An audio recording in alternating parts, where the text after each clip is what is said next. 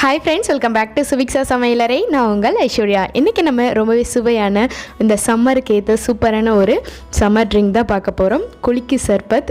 ரொம்பவே சிம்பிளாக கேரளா ஸ்டைலில் எப்படி செய்யலாங்கிறத பார்த்துடலாம்.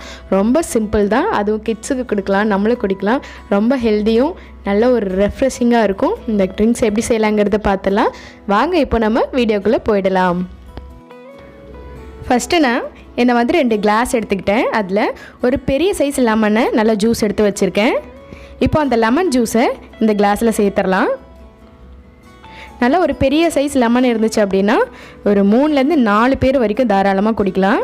இப்போ இதில் ஒரு பிஞ்ச் அளவுக்கு சால்ட் வந்து சேர்த்துக்கலாம். ஜஸ்ட் ஒரு பிஞ்சு தான்.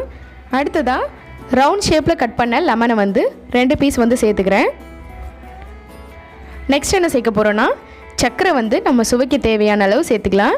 நான் இந்த பெரிய கிளாஸில் 2 டீஸ்பூன் அளவுக்கும் சின்ன கிளாஸில் 1 டீஸ்பூன் அளவுக்கு சேர்த்துக்கிறேன். சர்க்கரை சேர்த்துட்டு இப்போ நான் 10 நிமிஷம் வரைக்கும் ஜப்சா விதைன்னு சொல்லுவோம் இல்லையா, அதை வந்து தண்ணியில் ஊற வச்சுருக்கேன். இப்போ இந்த ஜப்சா சீடை நான் 2 டீஸ்பூன் அளவுக்கு சேர்த்துக்கிறேன். இதில் 1 டீஸ்பூன் அளவுக்கு சேர்த்துக்கிறேன். சேர்த்துட்டு இதில் ஒரு பச்சை மிளகாயை கீழே நுனியில் வந்து கீறிட்டு சேர்த்துக்கலாம். அடுத்து ஐஸ் க்யூப் சேர்த்துக்கலாம். ஐஸ் க்யூப் சேர்த்துட்டு இப்போ இதில் 2-3 இலைகள் வந்து புதினா இலை சேர்த்துக்கலாம். ஜஸ்ட் ஒரு ஃப்ளேவருக்காக புதினா இலைகளை சேர்த்துட்டு இப்போ நம்ம தேவையான அளவு தண்ணி சேர்த்துடலாம். நம்ம ஐஸ் க்யூப்ஸ் போட்டிருக்கனால ஐஸ் வாட்டர் ஊற்றணுங்கிற அவசியம் இல்லை, நார்மல் வாட்டர் ஊற்றிக்கலாம். இப்போ இதை இந்த டம்ளரை கொண்டு இப்படி கவர் பண்ணிக்கலாம்.